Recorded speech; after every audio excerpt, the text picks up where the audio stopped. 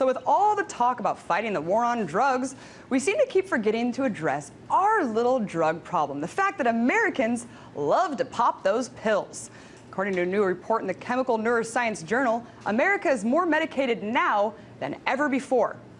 According to the report, the total number of prescriptions in the U.S. increased to 4 billion in 2011. And here's what the journal's editor-in-chief, Craig Lindsay, had to say about the grim portrait.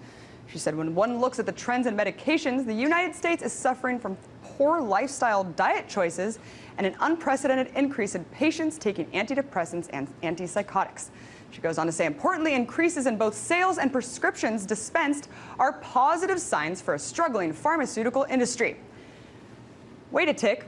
Let me say that last part again. Importantly, increases in both sales and prescriptions dispensed are positive signs for a struggling pharmaceutical industry. So, let me get this straight. America's cracked out and more addicted than prescription pills than ever before, but that's all okay, because at least the pharmaceutical companies have high job numbers to report, right? That's completely absurd, because if you knew anything about the pharmaceutical lobby, you know that the reason we're hooked on drugs isn't just because the economy's in a recession that's leading us all down a trajectory of anxiety and depression. The real reason we're hooked on drugs is because Big Pharma is essentially stuffing these pills down our throat. And our congressmen, you know, the people we've elected to look out for our best interests, are the ones taking the bribes. For instance, did you know that in the past decade, the pharmaceutical industry has spent more than $800 million lobbying Congress? No other industry spends this much money to sway public policy. But it's not enough that big government and big pharma are practically in bed together. Because the other shocking reality is that the same industry spends $5 billion a year to make sure you and me keep hearing about their wonderful products. And they sure do know how to tap into your innermost vulnerabilities, don't they? Bipolar depression doesn't have to consume you. Here's me, and here's my depression. You know when you feel the weight of sadness. You may feel exhausted, hopeless, and anxious. Gee, better be careful to not watch those when you're having a bad day. You might think you're depressed too. And that's exactly what they want. Hell, they'd probably love it if you were questioning whether or not you're suicidal.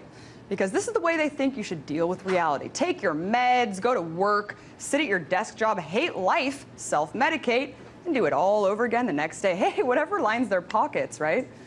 What we really should be questioning is why we're only one of 2 countries in the world that allow for direct consumer pharma advertising. Yep, the United States and New Zealand. I know, New Zealand's pretty random, isn't it?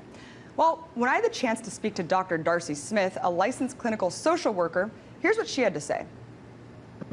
They pulled out the middleman. They have found a way, pharmaceutical companies have found a way to no longer rely exclusively on the physician to market their drugs to. So they've pulled out the middleman. They're marketing directly to us, the consumers, and these attempts have clearly resulted in exactly what the pharmaceutical companies have been hoping for and lobbying for, as evidenced by their profit margins.